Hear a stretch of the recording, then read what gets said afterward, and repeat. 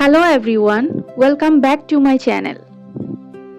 আজকে আমি যে বিষয়টা নিয়ে কথা বলবো তা হচ্ছে আপনার নিরাপত্তা নিয়ে। কারণ নিরাপত্তাহীন মানুষের সঙ্গে থাকাটা আপনাকে শুধুমাত্র অনিরাপত্তাহীন বোধ করায় না, আপনাকে আপনার সিদ্ধান্ত নিয়ে সন্দেহবোধ করায়। আপনি তখন আপনার আত্মবিশ্বাসের জন্য ক্ষমা চাইতে শুরু করেন।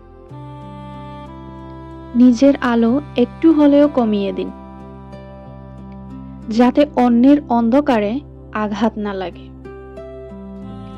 আমাদের সবার সাথে এমনটা হয়েছে, সেটা অচেতনভাবে হোক বা অজান্তে। আমরা অনেকেই এখনো সেই একই অবস্থার মধ্যেই আছি।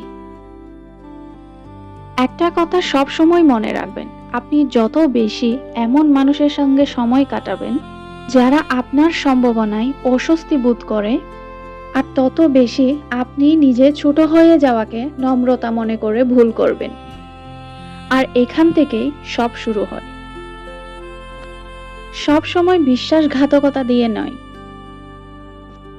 অনেক সময় ছোট ছোট আত্মত্যাগ দিয়ে আপনি নিজের কথা কমিয়ে দিন। নিজের অনুভূতি নিয়ে সন্দেহ করতে থাকেন। আপনি তখন ধীরে ধীরে এমন মানুষ হয়ে যান যে নিজেকে এডিট করছে অন্য মানুষকে স্বস্তি দেওয়ার জন্য। এবং এক সময় আপনি বুঝতে পারেন আপনি এমন একটা জায়গায় স্বীকৃতি খুঁজছিলেন যেখানে আপনাকে উদযাপন করার কোনো জায়গাই ছিল না।